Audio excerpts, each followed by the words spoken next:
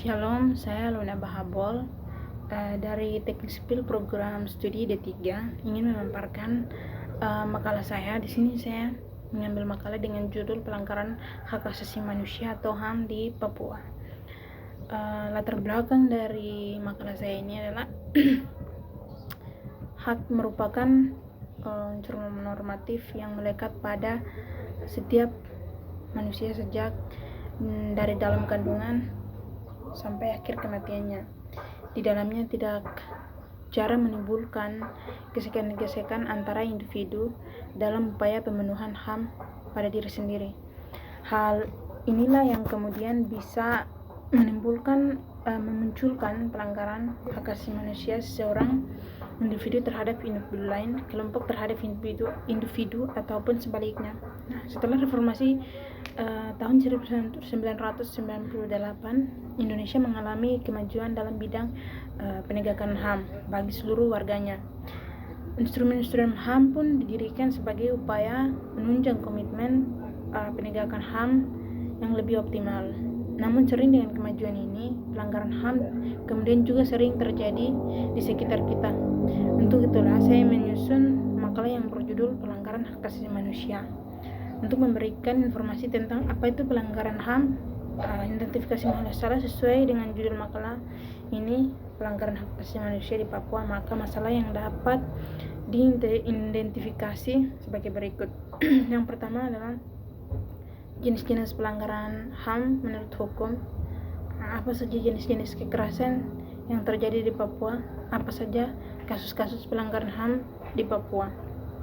Undang-undang yang mengatur tentang pelanggaran HAM yaitu pasal 28, pasal 29, pasal 40 tahun 1999 dan pasal 39 tahun 1999. Saya di sini masuk langsung dalam pembahasan.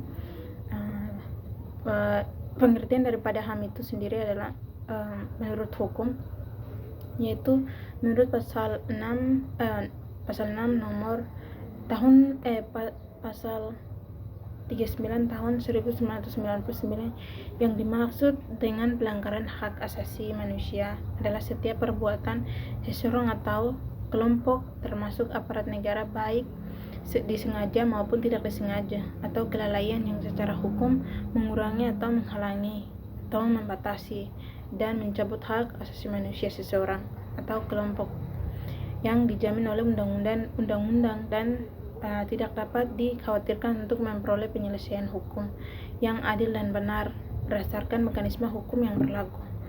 Ini menurut UU nomor 26 tahun 2000 tentang pengadilan HAM, pelanggaran HAM adalah setiap perbuatan seseorang atau kelompok yang sudah dijelaskan. Nah, dengan demikian pelanggaran HAM merupakan tindakan pelanggaran kemanusiaan baik dilakukan oleh individu maupun institusi negara atau institusi lain terhadap hak asasi manusia atau hak individu lain tanpa dasar atau alasan rasional yang terjadi bijaknya. Di sini yang pertama jenis pelanggaran hak asasi manusia.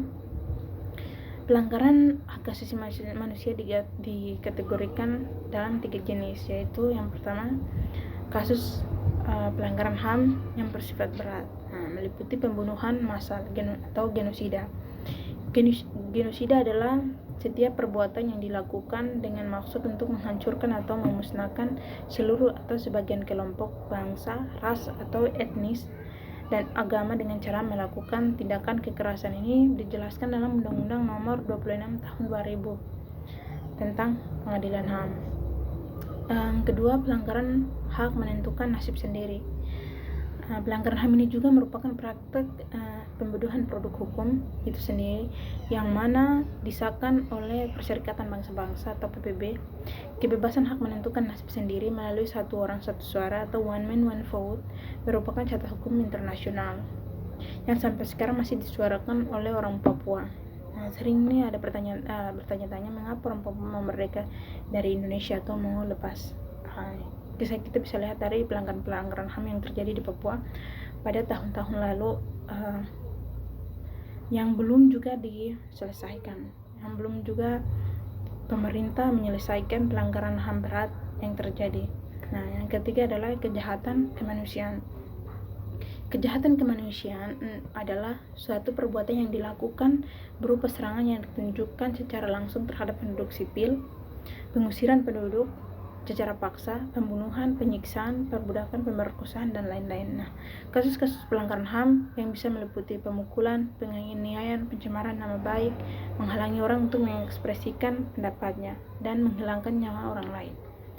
Sini saya membahas yang kedua, yaitu tadi saya lebih fokus ambil di pelanggaran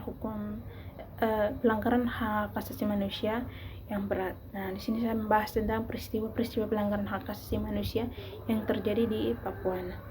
Konflik antara rakyat Papua dan Indonesia dimulai setelah dan sebelum PPRA pada tahun 1969, ketika rakyat Papua mulai sadar dan mengetahui pembatasan hak asasi manusia rakyat Papua untuk menentukan nasib sendiri.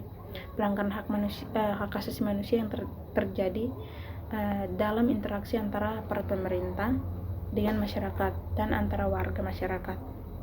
Apabila dilihat dari perkembangan sejarah bangsa Papua di Indonesia, ada beberapa peristiwa besar pelanggaran hak asasi manusia yang terjadi dan mendapat perhatian tinggi dari NGO dan masyarakat Papua.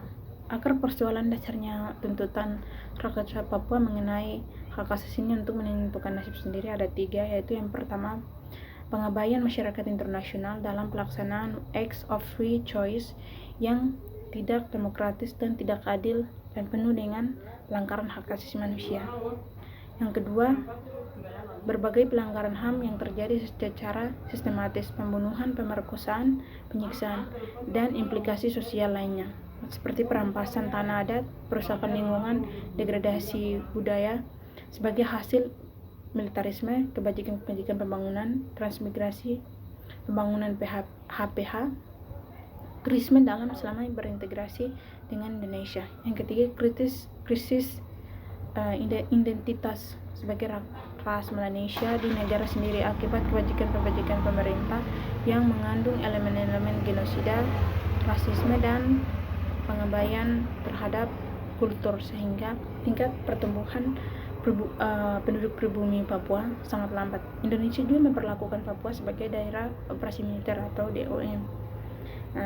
Di sini saya akan membahas tentang kasus-kasus yang terjadi pada era tahun 1960 sampai dengan 1969.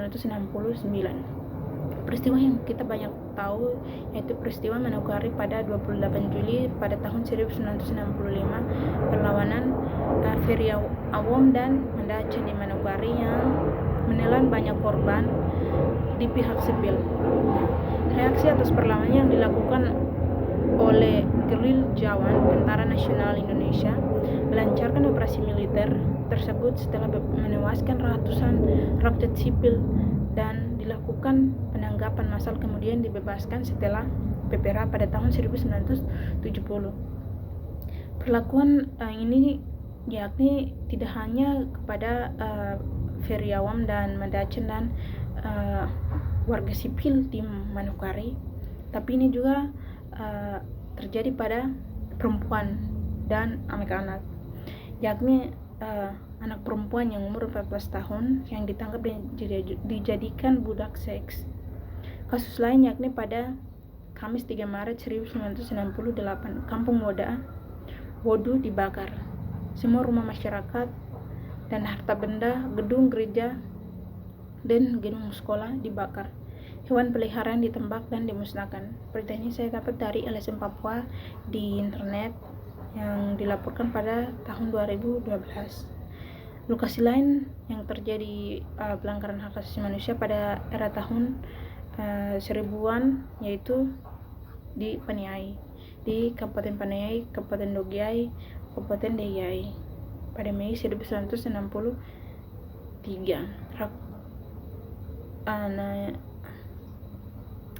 Operasi tersebut menewaskan banyak rakyat sipil, perempuan juga dijadikan budak seks. Nah, dalam periode ini pelanggaran HAM besar lainnya penyerahan tanah adat tanpa sepengetahuan pemilik pejabat tanah adat seperti PT Privat Indonesia. Yang kedua, kasus pada tahun 1969 sampai 1998. Pada periode setelah PPRA, operasi militer lebih difokuskan dan menghancurkan sisa-sisa anggota OPM yang masih bergerilya di hutan-hutan. Orang Papua berada di perkotaan maupun di perdesaan diawasi secara ketat dan harus mendapat izin dari tentara jika ingin berpergian. Korban yang pernah ditahan dapat kembali tahan tanpa alasan yang jelas. Daerah Sentani juga tidak terlepas dari operasi militer pada tahun 1972.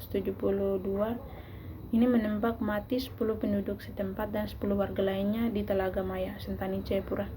Tentara lainnya kemudian menutupi korban dengan kayu dan daun. Operasi militer Tumbas dilakukan pada tahun 1971 sampai 1989 terhadap OPM di Biak dan Biak Barat. Para saksi melaporkan terjadinya penembakan dan pembunuhan, penyiksaan dan penganiayaan, pemerkosaan dan penculikan banyak rakyat sipil, korban pembunuhan, dan pula perempuan juga tidak terlepas dari korban tindak kekerasan yang dilakukan oleh aparat militer.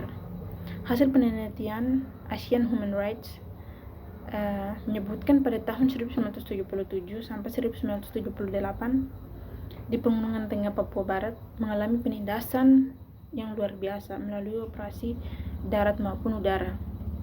Operasi ini yakni pembunuhan massal, genosida yang sudah dijelaskan tadi, yang diabaikan menewaskan 4 juta jiwa lebih dari anak kecil sampai orang dewasa, tidak terlepas dari perbudakan seks, membakar rumah, gedung gereja, dan menghabiskan ternak peliharaan rakyat sipil.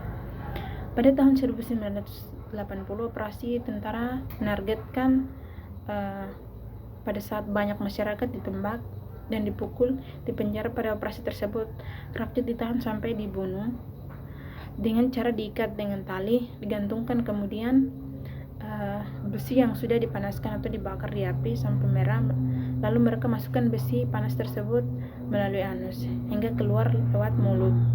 Pembunuhan sadis ini dialami oleh rakyat Papua di berbagai daerah Papua. Mereka diculik, dianiaya, sampai akhirnya tewas dengan sadis.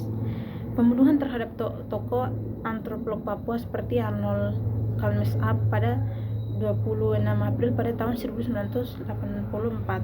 Dia dibunuh kemudian dibuang di lautan di Jayapura. Masih ada banyak kasus yang terjadi pada periode tahun ini. Kaitannya dengan operasi militer pada tahun 1990, pembunuhan, pembantaian korban terus berjatuhan. Pada tahun 1994, TNI Angkatan Darat menangkap 4 orang warga Timika yang kemudian dinyatakan hilang. Jadi disimpulkan bahwa pada tahun di era 1960-an sampai 2000, akibat penerapan operasi militer selama kurun waktu di bawah rejim Orde Baru, setidaknya lebih dari 100.000 penduduk asli Papua dibunuh. Sasaran pembunuhan tidak saja pada orang-orang yang dianggap sebagai tokoh OPM, tetapi juga terhadap masyarakat Papua yang dianggap sebagai basis kekuatan. Yang ketiga adalah kasus dari tahun 1999 sampai 2003. Peristiwa yang terjadi Papua sejak tahun 1999 saat ini telah banyak memakan korban, baik dari penduduk sipil yang berdosa dan tidak berdosa, mulai dari Biak berdarah, Wasior berdarah, Wamena berdarah, Abe berdarah, pembunuhan tokoh Presidium Papua Teisa Elowai, pembunuhan 2010 Tuan Keliwali, pembubaran paksa KRP di Jayapura menewaskan rakyat sipil Papua, pembunuhan 2012 Ketua Komite Nasional Papua Barat Mako Tabuni, pembunuhan melalui serangan udara 2011 menewaskan Tuan Salman Wogi, dan masih banyak aktivis-aktivis rakyat sipil Papua yang dibunuh. Nah, kasus pelanggaran hak asasi manusia lain yang terjadi dan dilarangnya kebebasan berekspresi di mimbar bebas seperti organ penggerakkan KNPB yang selalu diprotes pelanggaran HAM pada tahun 1969 terkait PPRA Cacat Hukum Internasional, dan ini terus mengintimidasi dan dipenjarakan lagi. Organ sosial yang gerakan mahasiswa Papua Bersatu Gempar ditangkap sampai dipenjarakan dengan mengenakan tuduhan pasal palsu menurut undang-undang yang dilakukan seperti Longmark. pada tanggal 26 November tahun 2013, rakyat sipil Papua di Jayapura dinyatakan hilang, belum ditemukan oleh pihak keluarga. Dalam era otonomi khusus Papua, penyerahan tanah adat pun terus berlanjut tanpa sepengetahuan penjaga tanah adat seperti penganisasi, Merauke, demonstran hutang di industrialisasi kelapa sawit di Papua. Nah, ini ada beberapa undang-undang yang mengatur tentang pasal-pasal